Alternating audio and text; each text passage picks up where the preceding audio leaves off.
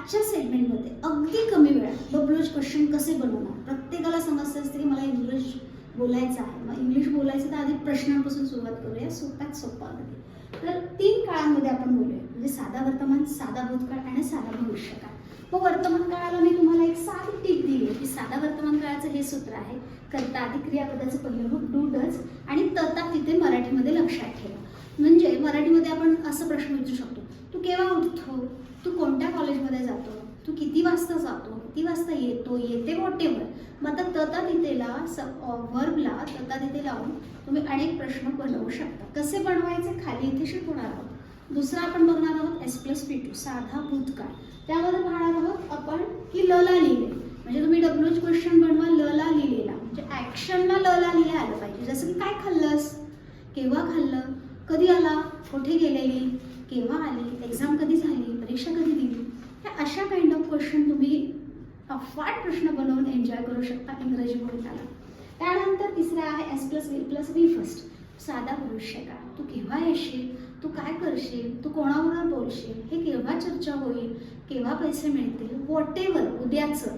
तर त्याच्यासाठी एक स्पेसिफिक वर्ड दिलेत, न ओस अशा शब्द ॲक्शन्सला येतील. तर करून पहा हे प्रश्न. तू केव्हा उठतो, तू केव्हा उठला आणि तू केव्हा उठेल.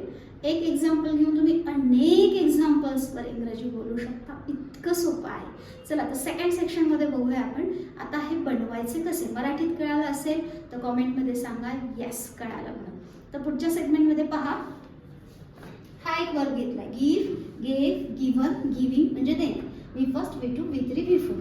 आता डब्ल्यूएच क्वेश्चनमध्ये मी एक हा फॉर्म्युला घेतला, do you give, did you give आणि विल यू गिव्ह. तिघांचा एक एक घेतला, फक्त यूला यूलाच कॉन्सन्ट्रेट केलंय कारण आय हा सतत यू बरोबर असतो. So you should be very comfortable with your you. तुम्ही ज्याच्याबरोबर इंग्रजी बोलणार आहात त्याच्याबरोबर तुम्ही खूप कम्फर्टेबल राहायला पाहिजे. सो मी यूला घेतलेला आहे. नेक्स्ट व्हिडिओमध्ये तुमचे कॉमेंट आले तर ही शीट बरोबर कसं इंग्लिश बोलू हे नक्की सांगेल. ठीक आहे, तर बघूया. यूला आपण साध्या वर्तमान काळात विचारत आहोत, डू यू गिव्ह. गिव्ह एक एक्झाम्पल घेतलाय, V first. V2, did you give. आता इथे डिड आलंय त्यामुळं व्ही फर्स्टच येणार. आन्सरमध्ये V2 येतो. त्यानंतर विल यू गिव्ह म्हणजे एक्झाम्पल, तू देतो का, दिले का आणि देशील का. आता डब्ल्यूएच क्वेश्चन ज्याची तुम्हाला फार उत्सुकता आहे तो बघूया. अगदी सिम्पल. जर तुमच्याकडे हा फॉर्म्युला आहे तर करायचं काहीच नाही. डूच्या आधी इथे डब्ल्यूएच क्वेश्चन ट्राय करा, डिडच्या आधी डब्ल्यूएच क्वेश्चन आणि विलच्या आधी डब्ल्यूएच क्वेश्चन. डब्ल्यूएच क्वेश्चन म्हणजे ज्याची सुरुवात डब्ल्यूएचने होते असे प्रश्न. What, when, why, where, whose, how much, how many हे सुद्धा डब्ल्यूएचमध्येच येतात. तर ह्याच्या आधी डब्ल्यूएच क्वेश्चन आणि मी याला राऊंड केला. इथे जर चेंज केलं तर तुम्ही अफाट इंग्रजीचे प्रश्न बनवू शकता. Example, why do you give. इथे मी वाय लिहिलं, वाय डू यू गिव्ह. तू का देतो, इथं देतोय. इथे जर वाय लिहिलं, वाय डिड यू गिव्ह. तू का दिले. मग इथे काय येईल कॉमेंटमध्ये सांगा. इथे जर वाय लिहिलं, वाय विल यू गिव्ह, तर आन्सर कॉमेंटमध्ये सांगा, म्हणजे मला कळेल की तुम्ही शेवटपर्यंत पाहत आहात आणि तुमच्यासाठी अधिकाधिक व्हिडिओ आणले पाहिजे. तर एक्झाम्पलसाठी अजून एक एक्झाम्पल पाहू आपण.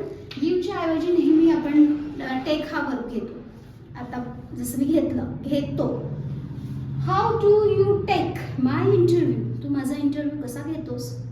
Y did you take my interview. तू माझा इंटरव्ह्यू का घेतलास. Why will you take my interview. माझा इंटरव्ह्यू कसा घेशील. आता इथे जर बदललं तर इथे पण वेअर डू यू गो. तू कुठे जातो.